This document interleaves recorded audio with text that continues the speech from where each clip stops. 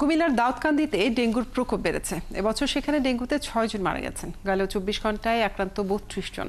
এরই মধ্যে দাউদকান্দি পৌরসভাকে হটস্পট ঘোষণা করে ডেঙ্গু প্রতিরোধে নেওয়া হয়েছে নানা কর্মসূচি।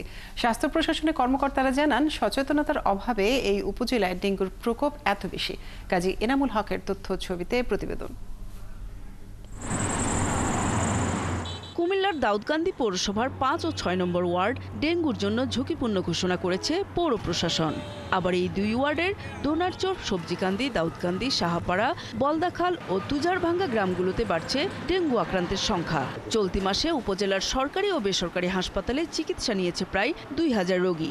গৌরীপুর হাসপাতাল, কুমিল্লা সদর ও মেডিকেল কলেজ হাসপাতালে চিকিৎসাধীন রয়েছেন শতাধিক রোগী।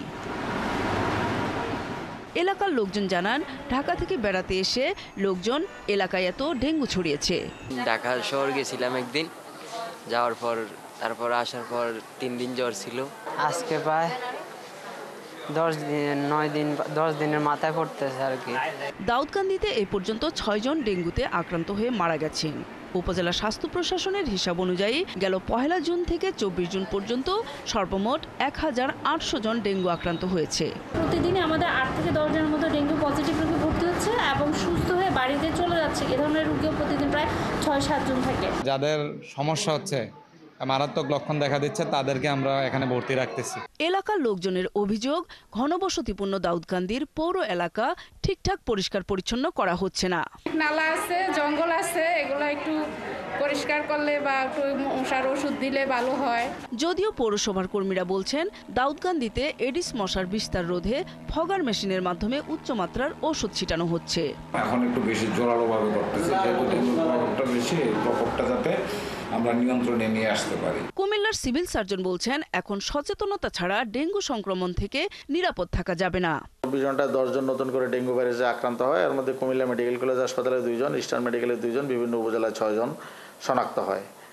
আর গত ২৪ ঘন্টায় ডেঙ্গু রোগে আক্রান্ত কেউ মারা যায়নি। স্বাস্থ্য বিভাগ আরও জানায়, মানুষ সচেতন হলেই ডেঙ্গুর প্রকোপ কমে যাবে।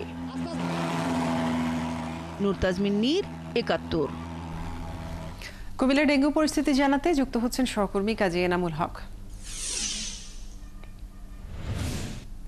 এনামুল, ডেঙ্গু পরিস্থিতি এতটা খারাপ হওয়ার কি কারণ বলছেন সংশ্লিষ্টরা, এবং ডেঙ্গু প্রতিরোধে কি উদ্যোগ নিচ্ছে প্রশাসন?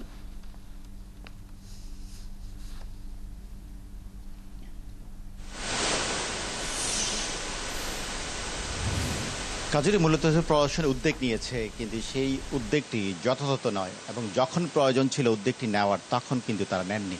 তা আমি যদি গেল ২৪ ঘন্টার কথা বলি, জায়গা ২৪টা দাউদকান্দিকে জেলা প্রশাসন হটস্পট ঘোষণা করেছে এবং ৪৮৬ জন গতকাল ডেঙ্গু পরীক্ষা করেছে, এবং সেই লক্ষ্যে ৪৬ জনের কিন্তু ডেঙ্গু শনাক্ত হয়েছে। কিন্তু জেলার যে তথ্য, জেলা সিভিল সার্জনের কার্যালয়ের সাথে উপজেলার সেই প্রশাসনের তথ্যের কোনো মিল নেই। তবে সিভিল সার্জন কার্যালয় বলছে যে গতকালকে ৩১৫ জন সেই ডেঙ্গু আক্রান্ত হয়েছে, এবং তার মধ্যে আক্রান্ত হয়েছে সংখ্যা মাত্র ১৫ জন, এবং মোট আক্রান্ত সংখ্যা বলছে ৩১৯ জন, এবং বর্তমানে ভর্তি আছে ৩১ জন।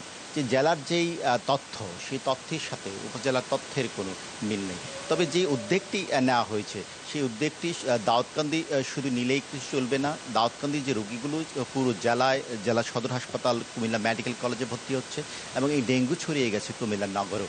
আমার পেছনে যে রোগীটি অবস্থান হচ্ছে কুমিল্লা নগরের চর্থা এলাকার, এবং এই নগরে কেন ছড়িয়ে পড়েছে এবং পুরো জেলায় ডেঙ্গুটি ছড়িয়ে পড়ে, তার কারণ হচ্ছে যেখানে সেখানে আবর্জনা পরিষ্কার পরিচ্ছন্ন নেই, এবং মশা নিধক যে ব্যবস্থাটি, সেই ব্যবস্থাপনা নেই বললেই চলে। তবে ব্যক্তি উদ্যোগের পাশাপাশি কিন্তু এখন সামাজিক সংগঠনগুলো কুমিল্লা এগিয়ে এসেছে।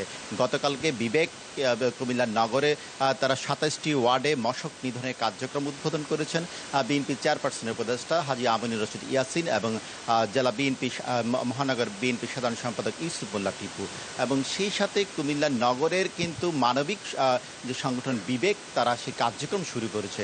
যদি জেলার কথা বলি, জেলাতে কিন্তু পৌরসভা যেগুলো আছে, সেই পৌরসভা কিন্তু এখনও সেই কার্যক্রম ঢিলে না।